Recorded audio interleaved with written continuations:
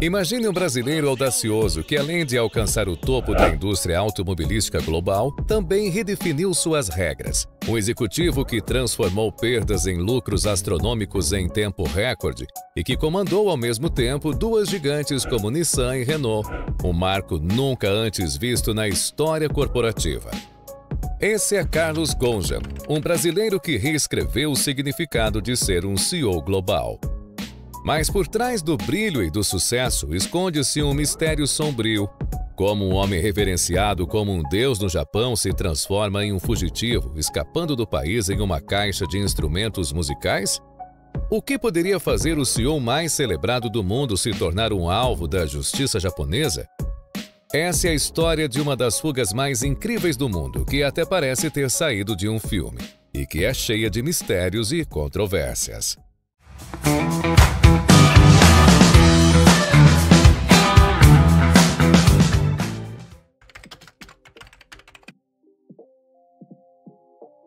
Antes de se tornar um dos maiores executivos do mundo, a história de Carlos Ghosn Bichara se inicia em Porto Velho, Rondônia, onde o empresário nasceu no dia 9 de março de 1954.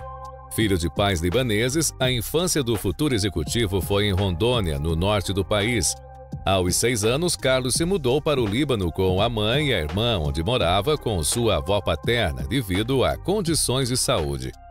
Carlos Ghosn concluiu seus estudos no Líbano e, na década de 70, foi fazer faculdade de engenharia na França, nas universidades École Polytechnique.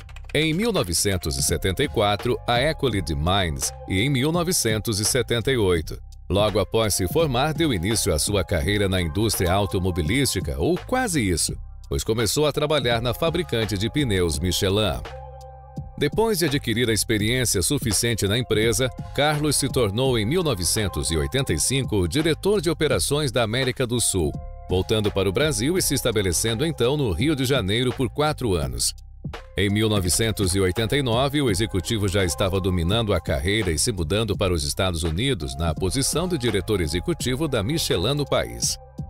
Foi nesse período que sua fama começou a crescer nos bastidores da indústria automobilística e Carlos Ghosn estava se tornando o executivo que viria a quebrar paradigmas, se tornando o primeiro CEO a presidir 2 companhias de grande porte ao mesmo tempo. Mas, ao contrário do que vinha acontecendo na Michelin, onde a empresa prosperava enquanto Carlos subia na escada corporativa, os desafios que viriam no ano seguinte eram muito mais desafiadores.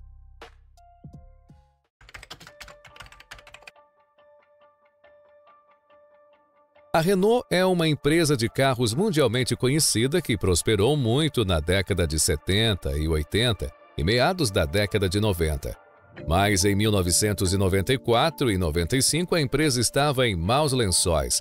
As ações despencaram e a Renault, que sempre foi sinônimo de prosperidade, estava prestes a falir. Em contrapartida, a fama de Ghosn na Michelin estava se espalhando no mercado. Foi então que Louis Schweitzer, o presidente da empresa na época, ouviu de um dos estrategistas da empresa sobre a ascensão meteórica de Carlos e foi aconselhado que ele poderia auxiliar na reestruturação da Renault. Louis e Carlos tiveram diversas reuniões e negociações, mas chegaram a um meio termo e firmaram um acordo, onde em 1996, Ghosn se tornava o vice-presidente executivo da empresa. Esta negociação pode até ser comum no mundo corporativo, mas o fato é que hoje a Renault só existe devido a essa contratação. Em 1996, Carlos Ghosn iniciava uma nova página não somente na sua vida, mas na indústria como um todo.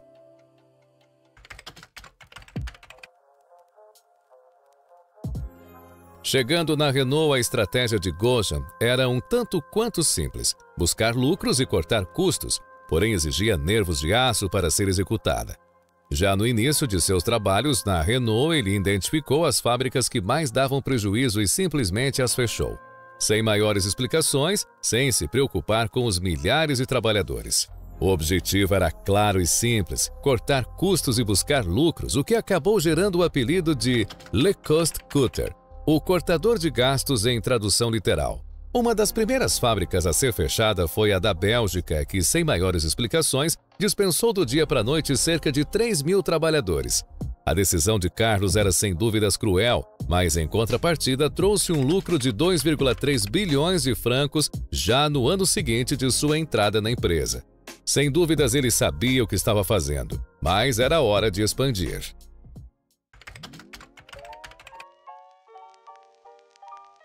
O ano era 1999 e depois de 3 anos como executivo na Renault, Carlos havia performado um milagre na empresa, pois as ações estavam subindo e a empresa estava vendendo mais. Os sócios e investidores estavam felizes. No entanto, o mesmo não era verdade para o mercado automobilístico asiático. No final do milênio, as empresas asiáticas vinham sofrendo com prejuízos constantes, e Ghoshan viu aí uma oportunidade de expandir a capilaridade de mercado da Renault. A oportunidade surgiu em uma empresa japonesa específica, a Nissan. Apesar de muito consolidada e considerada como um orgulho nacional para o Japão, em 99 a Nissan estava passando por um período extremamente complicado de acúmulo de dívidas, onde até mesmo os bancos japoneses que rotineiramente emprestavam capital para a empresa pararam de acreditar no negócio. A falência estava iminente.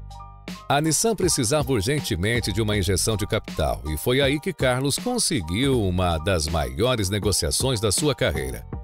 O brasileiro conseguiu fazer com que uma empresa totalmente japonesa vendesse 37% das suas ações para a Renault, uma companhia estrangeira, algo totalmente anormal, mas que foi a salvação da asiática através das estratégias de Ghoshan. O cenário era extremamente complicado e o objetivo inicial era transformar uma empresa com mais de 20 bilhões em dívidas em um negócio lucrativo e rentável em apenas alguns anos. A estratégia para a Nissan foi similar à da Renault.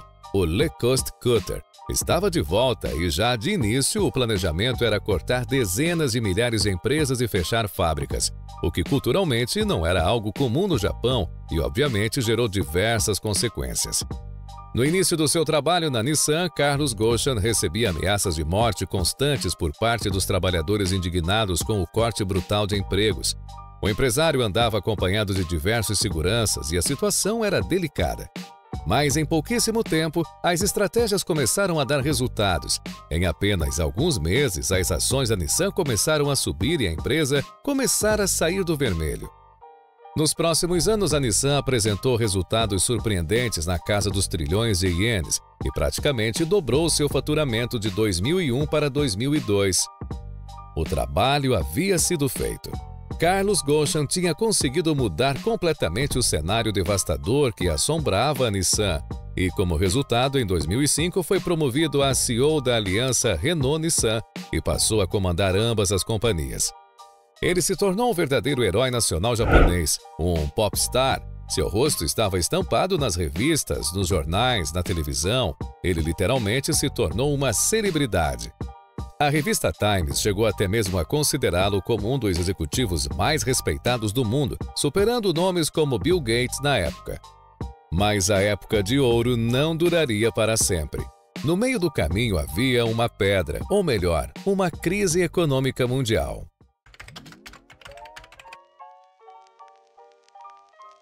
No ano de 2008, ocorreu a crise do mercado imobiliário americano, que ficou conhecido como a crise do subprime e quebrou instituições financeiras renomadas como o banco Lehman Brothers. Nos anos seguintes, a crise assolaria o mundo todo e, com o Japão, não foi diferente. Nessa época, a bolsa japonesa quase quebrou e a Nissan estava em baixa novamente. No entanto, ao contrário do que se imaginava, a atitude de Carlos Ghoshan frente ao problema não foi a de um CEO preocupado e pronto para enfrentar os desafios. Na época, o executivo estava distante, quase como se não se importasse com o que acontecia com a empresa. Alguns relataram que ele estava passando por um divórcio com a sua primeira esposa, o que se comprovou logo depois quando Ghoshan apareceu publicamente com Caroline, que seria a sua segunda esposa. Carlos era visto publicamente em festas, eventos, mas nada que fosse remotamente ligado ao fato de resolver a crise que a empresa japonesa enfrentava. Parecia que sua prioridade havia mudado. As atitudes do executivo não estavam agradando aos alto escalão da Nissan e certamente passavam uma imagem errada sobre o seu comprometimento com a empresa.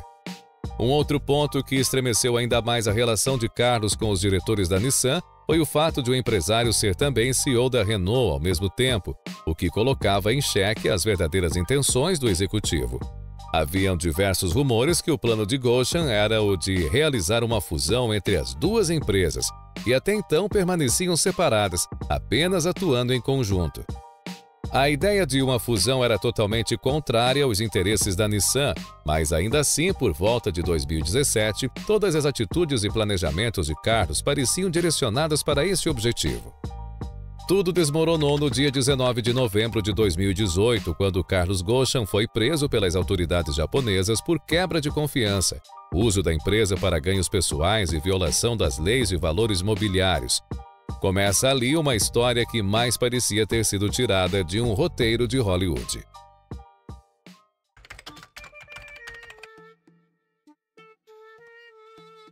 A prisão de Carlos Ghosn foi um tanto quanto estranha. Primeiro porque ele foi pego direto no aeroporto pela polícia japonesa quando chegava para uma reunião, sem nenhuma explicação, e foi encaminhado direto para a penitenciária, sem direito a nem mesmo um telefonema. As alegações eram fracas e o objetivo da justiça japonesa era extrair uma confissão do executivo, como foi relatado posteriormente por seus advogados. Durante sua prisão, Carlos era mantido na solitária em uma cela com as luzes acesas 24 horas por dia, onde não podia se movimentar e deveria permanecer sentado com as pernas esticadas sob pena de punições. Ele relata que nos 3 meses que passou preso era submetido a interrogatórios que duravam entre 12 e 14 horas. O objetivo era, claro, conseguir uma confissão do empresário, algo que é muito comum na justiça japonesa. A prisão, obviamente, ignorava qualquer princípio de direitos humanos e, por ser um caso de uma personalidade conhecida da mídia, chamou a atenção de agências do mundo todo. Após 3 meses e meio detido, em um regime que mais parecia um cativeiro, Carlos finalmente conseguiu ser transferido para a prisão domiciliar após pagamento de fiança. Nesta nova etapa, ele teve contato com a família, mas seu apartamento era fortemente vigiado pelas autoridades japonesas e pela mídia que cobria o caso. Cerca de um mês depois, em abril de 2019, Carlos foi preso novamente sob acusações de novas evidências em seu caso. Alguns dias depois, seus advogados conseguiram liberá-lo novamente sob uma fiança de 3,2 milhões de dólares. Mas desta vez ele estava proibido de ter contato com qualquer membro de sua família enquanto esperava o julgamento, sob a pena de voltar para a prisão. O objetivo da justiça japonesa continuava o mesmo, conseguir uma confissão, mas desta vez utilizando de artifícios que não parecem tão torturantes para o restante do mundo. De abril até dezembro de 2019, Carlos permaneceu aguardando o julgamento e, apesar de estar livre, sua casa era vigiada constantemente. Ele era seguido por onde quer que andasse e, para completar, sua casa e telefone estavam grampeados. O ex-CEO da Nissan se encontrava basicamente com seus advogados, que, apesar de tentarem o melhor, não tinham notícias muito animadoras. As autoridades japonesas queriam fazer de Carlos um exemplo e o seu julgamento seria longo e nem um pouco justo. Sem família, sem amigos, sem privacidade, aos 62 anos de idade, Ghosn não tinha muitas opções. Quando a ideia de Michael Taylor chegou ao seu conhecimento através de Peter Taylor, uma luz no fim do túnel estava se abrindo.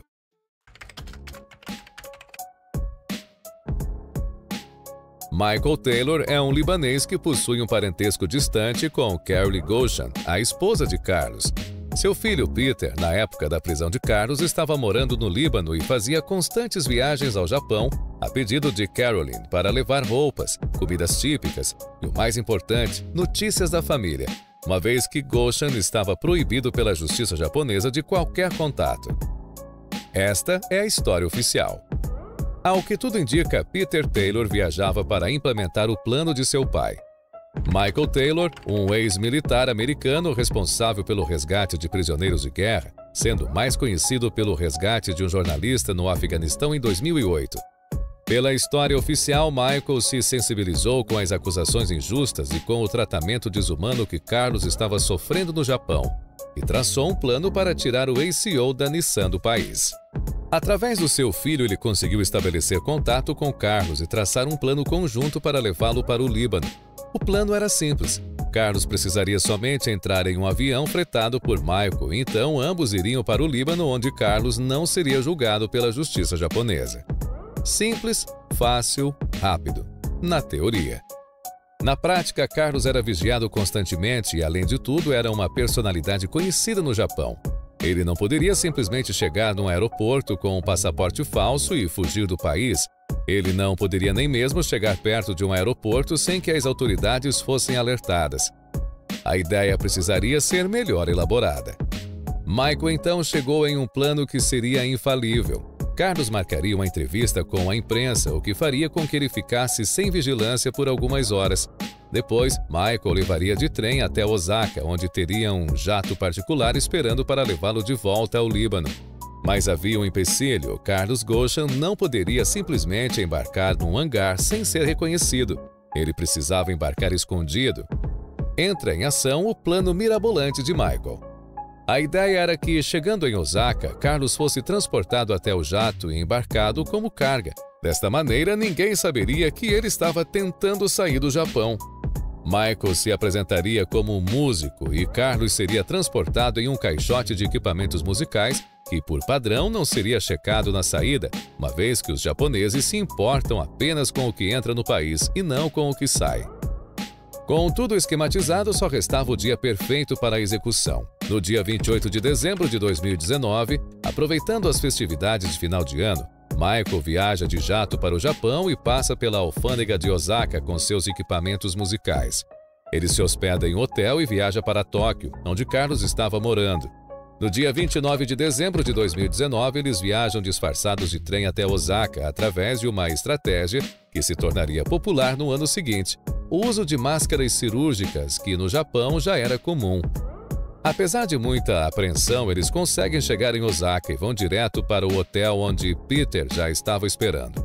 No hotel restava apenas esperar, pois o jato estava fretado para as 23 horas de 29 de dezembro.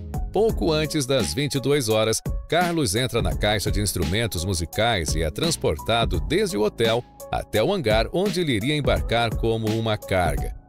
Tudo ocorre conforme o plano. Os funcionários japoneses não se preocupam com a caixa, uma vez que ele já havia sido revistada na entrada e, por estar junto com outros instrumentos musicais, não causa nenhuma suspeita. Ambos embarcaram no jato e, cerca de 30 minutos depois, já estão sobrevoando o Japão rumo ao Líbano e à liberdade de Carlos. Carlos e Michael chegam ao Líbano em segurança e a fuga do ex-CEO da Nissan só seria notada no dia seguinte, a partir de relatos de que Carlos Ghosn havia sido visto em Beirute, a capital do Líbano. A saga de Carlos Ghosn é mais do que uma história de ascensão e queda. É um conto de inovação, ambição e controvérsia, entrelaçado com um final digno de um trailer de cinema, de um visionário da indústria automobilística a um fugitivo internacional. A jornada de Ghosn é um lembrete fascinante de como a linha entre o sucesso e o escândalo pode ser tênue. Hoje, Carlos Ghosn permanece uma figura polarizada. Para alguns, ele é um herói corporativo, um estrategista brilhante que salvou empresas do colapso. Para outros, ele é um exemplo de como o poder e a influência podem levar a um senso distorcido de impunidade. Para você, Carlos é um herói ou um criminoso fugitivo? Deixe sua opinião nos comentários. E obrigado por ficar conosco até o final. Separamos esses 2 vídeos aqui para você. Clique em um deles e nos vemos lá. Antes de sair, deixe o seu like e sua inscrição. Um grande abraço e fiquem com Deus.